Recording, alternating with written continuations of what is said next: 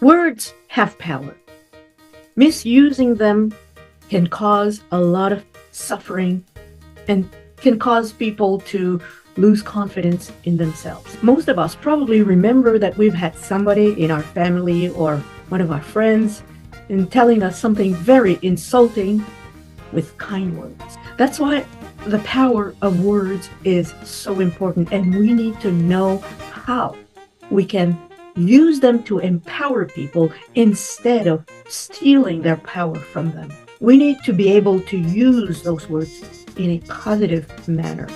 We're causing wars with our words because we don't know their impact. But we also have the power to create peace. Peace in our families, in our communities, even between our countries. We have the key in our hands, in this case, in our mouth. Like clearing fog on a misty morning, powerful communication cuts through confusion to uplift and inspire. Choose clarity and kindness in every word you speak. Hello, everyone. This is Marie-Josée from Powerful Communication. Today, I want to tell you why public speaking is so important. And I'd like to give you 3 reasons that might convince you to give it a try and see how it can change your life for the better. And if you can come up with a few extra reasons why public speaking is so important, I'd like to hear from you. Please write a comment down below. Let's start a healthy discussion. So my first reason is that public speaking can help us get out of our comfort zone. You see, I'm an introvert with a big mouth. See, that means that it's easier for me to have people come to me and talk to me first than me going to people and introduce myself. So when I finally decided to give public speaking a try, that was a major effort of getting out of my comfort zone. I remember the first speech I ever gave. It felt as though my tongue was made of sandpaper. My body was shaking like a leaf. At one point, I thought I was going to faint. I don't remember much from that first night. The only thing I can remember is somehow I won Best Speaker of the Evening. But, that encouragement kept me going back the next week. This experience started a whole new chapter in my life. As I grew in my public speaking life, I started to get new opportunities. I was encouraged to take on more important roles. And that meant that I needed to go to people, encourage them, help them to improve their lives, to improve their speaking skills. And that really made the whole difference for me. Getting out of my comfort zone slowly became something natural. Soon, I was looking for other zones to get out of. I was finally willing to overcome my fears of speaking in front of an audience, my fear of the unknown, and my fear, the biggest one, of not being good enough. But being able to express myself has brought me so much more. That brings me to my second reason. Public speaking can help us become a leader even if we're not the boss. I've been a teacher for more than 30 years, and I realized early in my career that my biggest hurdle, besides knowing my subject very well, the biggest hurdle was to know how to explain myself enough so that my students could not just only pass their exams, but in fact, use the knowledge I had just given them in their own life. If they couldn't do this, if they could only pass their exams and not use their newly acquired knowledge, I failed as a teacher. Like I said, I realized quickly that I needed to be very clear in the way I expressed myself. And learning how to speak and how to do that took me a very long time. Imagine how much time I could have saved if I had had all the tools and techniques of public speaking. Speaking well takes practice, and we can't just give up because we think we suck at it. It's true, we suck at it because we don't have the training. I know that we're all busy and going to a public speaking club might not be feasible for most of us. So how about trying and practicing from the comfort of your own home. I know, comfort zone, but this is a good comfort zone in your home. And you practice, you have your computer, you have a recording device, and yourself. And if at first speaking in front of an audience just isn't going to cut it for you, doing some simple exercises can help you overcome this fear. Once you get comfortable speaking in front of other people, you will realize that this can open doors for you in your career. I know that most people, if they are asked by their boss to give a presentation, they will do it because it's part of their job, but they will probably do it reluctantly. But if you have the tools and techniques, you can give presentations that are exceptional. We're talking about a whole new ball game here. And if you apply those techniques, it will give you confidence and you can even enjoy the process. In other words, public speaking won't be a burden anymore. Speaking in front of an audience isn't just about speaking. It is also about listening. As a leader or at work, you can help solve problems between employees. Even if you're not the boss, knowing how to overcome problems with powerful communication will allow you to help your coworkers to accomplish more faster, and your boss will love you for that. Reason number 3 is not depending blindly on technology. Don't get me wrong, I love chat. Chat is my personal secretary. I use it all the time. When AI came along, we were all so excited at all of the things it could accomplish for us. But at the same time, AI brought some negative aspects. We've all heard about some students using ChatGPT to write their assignments for them. And so those assignments were pretty well written too. Soon, new software had to be created in order to detect whether a human or AI had written the assignment. But that new software was not without fail either. I remember watching on the news a student who had actually written an assignment, and when it was put to that software, the software decided that it was written by AI. It was pretty insulting, knowing all the work she had accomplished. So we must ask ourselves, are we choosing the easy way out? Are we abandoning self-improvement to the machines that can do everything for us? In some cases, I think the answer is yes. We are slowly dumbing ourselves. Instead of doing the hard work, it's so much easier to leave everything to technology. Nowadays, we can ask ChatGPT or any other AI for that matter to write our speeches or our presentations. The problem with that is that we are losing our own voice.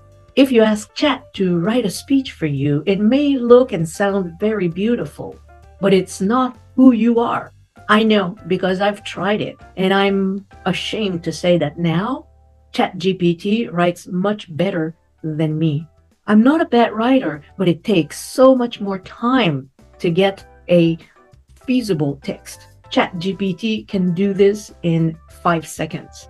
So when we give a speech, being perfect is not as important as being ourselves and being genuine. Sometimes that's what makes it more approachable to our audience, making a few mistakes here or stumbling on our words or just using or overusing the ahs and ums or meaningless word. It makes it real.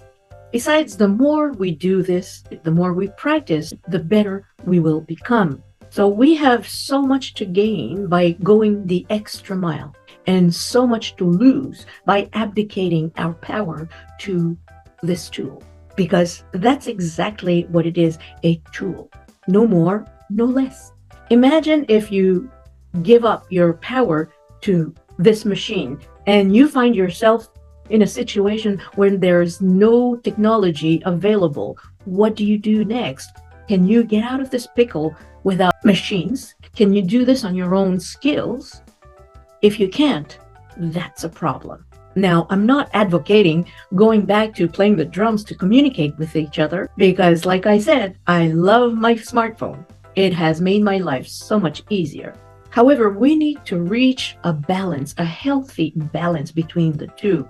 We should try and aim to improve ourselves and let AI just do the finishing touches. Technology should always assist people, not replace them. Now, my intention is not to scare you. I just wanted us to realize that as human beings, we have the potential to accomplish wonders. But if we get into the habit of leaving everything to technology and take the easy way out, we will lose our ability to surpass ourselves. Finally, I realized that public speaking is not the most popular subject. It's uncomfortable. Most of us convince ourselves that it's not necessary in our lives.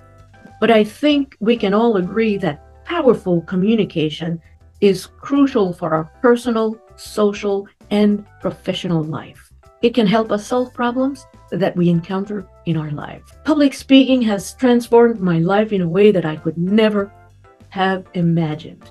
I'm still afraid of speaking in front of an audience because I'm not a natural public speaker. It doesn't come easy for me. But now I have the tools that help me overcome this fear. And this is what I'd like to share with you. I want to offer you those tools so that you can benefit from them. The tips and tricks I give you in my videos can be done in a matter of minutes and as often as you wish to practice. You work at your own pace. What's important is that you keep practicing. As promised, here's my bonus tip. It's a game. And if you're not willing to practice in front of an audience, you can do this by yourself. Here's what you do. Come up with a list of 3, 4, even 5 words on any topic that you like. At first, since you're not used to public speaking, probably choosing a topic that you enjoy, that you know well, will be helpful. So let's say you have 5 words that you list, you look at them for no more than 30 seconds, and then take a recording device or film yourself on your computer and start talking and try to include all the words on that list. Don't prepare, don't think about it, don't practice it, just go ahead. And also time yourself. You give yourself either a minute or 2 minutes. You might say, hey, 2 minutes is way too long for me to speak. Believe me, 2 minutes will be over in 1 second. So try it. 2 minutes, no more, no less. And then after that, once you finished and you check what you recorded, see where you could have made a mistake, because very often when you're nervous, your mind draws a blank. And it happens to me all the time. After I finish speaking, I always tell myself, oh, this is the word I should have said. This is the expression I should have used. I know all of that stuff. We know that stuff. It's just that we need to overcome that barrier that keeps us from looking the other side, that keeps us looking at the vocabulary and all the possibilities. So by doing it often and enjoying the process, it will eventually become natural for you to speak. So when you look at yourself and see where you could have improved, you can say, oh, okay, this sentence is not grammatically correct because you were too nervous. You just speak it again out loud and then record yourself one more time and see if you cannot improve from the first time. Now, don't keep repeating with the same 5 words. It's going to become too easy. You always want to keep a little level of difficulty. That's what's going to help you improve. And don't worry, nobody's going to laugh at you because you're by yourself. However, it is possible to do this game with your friends. You have a party, you decide on a theme, one person will decide on a list of words for each and every one of you. And again, you just start speaking, try and include all the words that are on the list. You deduct points if you omit one word, for example. You get extra point for using all the words, and so on. I think you can have a pretty good time at it. If you practice alone, well, the whole process may take up to 15 minutes. Now, is that too much time?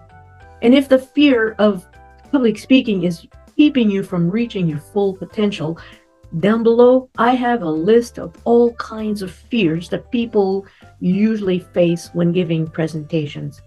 Choose 1 or 2 or all of them and see if they can help you. I'm pretty sure they can.